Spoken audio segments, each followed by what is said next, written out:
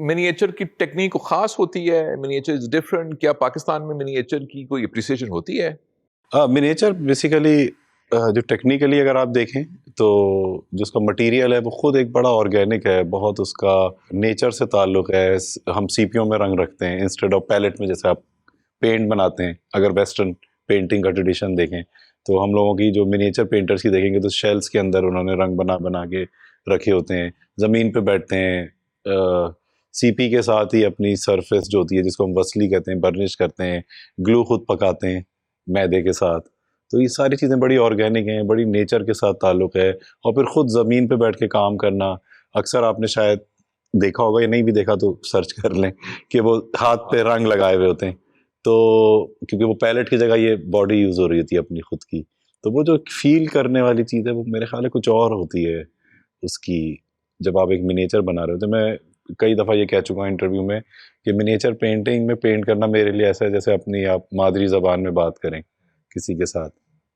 और वो मेरी एक दोस्त थी, एक दफ़ा मेरे घर आई बहुत साल पहले, उसने गिलहरी पकड़ के उसकी दुम से बाल लेने थे अपने ब्रश के लिए। तो मिनिएचर पेंटिंग में ये वाले बाल यूज़ होते हैं? पर्शियन ट्रेडिशन में बिल्ली का जो बच्चा होता है उसके दुम के बाल भी यूज़ करते हैं वो, गुलहरी के बाल भी यूज़ होते हैं।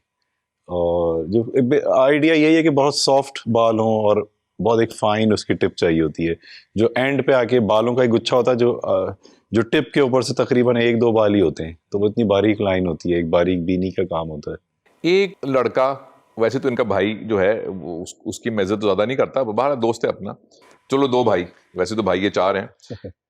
एक दुनिया में एक छोटे से मुल्क के एक छोटे से शहर से 2 भाई उठते हैं, चलो अभी हम आप पे फोकस कर लेते हैं। और कुछ सालों के बाद वो हैदराबाद से जनाब कराची से होते हुए लाहौर आते हैं।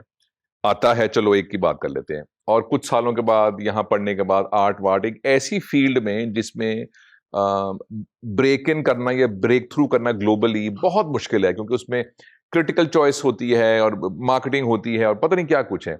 And suddenly a few years later, Singapore से लेके तो यूरोप के म्यूजियम से लेके तो पाकिस्तान के इस्लामाबाद एयरपोर्ट से लेके तो पीएनसीए की बिल्डिंग से लेके तो न्यूयॉर्क में म्यूजियम से लेके हर जगह काम फैल जाता है। सो हैदराबाद से उठे, he came, he saw, he conquered. How does that feel? वो जो जर्नी है एक अननोन शहर के एक अननोन लड़के की, and suddenly you are everywhere. जब मैं आया हैदराबाद से लाहौर एनसीए पढ़ने के लिए, तो मेरे साथ जो बहुत सारे लोग थे जो कराची के भी थे, बड़े शहरों के थे, और उनका एक्सपोजर फ़र्क था आर्ट के हवाले से। और मैं क्योंकि उस शहर से था, लेकिन मेरी आपको हैरत होगी कि जो मेरे स्कूल में आर्ट की ट्रेनिंग हुई थी, ग्रेड 6 से 8 की मैं बात कर रहा हूँ, तो वो इतनी ज़बरदस्त उनकी ट्रेनिंग थी। और एक स्कूल के लेवल पे होना हैदराबाद शहर में, पब्लिक स्कूल की मैं बात कर रहा हूँ, और जो टीचर थे उनका नाम था एन काफ मीम शेख। ये जे स्कूल ऑफ आर्ट के पढ़े हुए थे, ग्रेजुएट थे, और काफ़ी 80+ उनकी एज थी। उनका तरीका कार बिल्कुल वही था जो मैंने बाद में एक्सप्लोर किया, कि मैं दोबारा वही चीज़ें कर रहा था एनसी आके। तो मैं शायद इस चीज़ को इस तरह से भी देखता हूँ कि जो हमारे जहन में एक आइडिया होता है कि ये हैदराबाद से है तो इसका एक और तरह का वो होगा एक्सपोजर, और ये कराची से इसका फ़र्क होगा, तो वो होता फ़र्क है, लेकिन दूसरी तरह से भी फ़र्क हो सकता है। तीसरी चीज़ ये कि मुझे ये भी लगता था कि शायद ये सारे लोग इतना जानते हैं और उन्होंने दुनिया फिरी हुई है, मैं पता नहीं फर्स्ट ईयर भी पास कर पाऊँगा कि नहीं इन लोगों के साथ।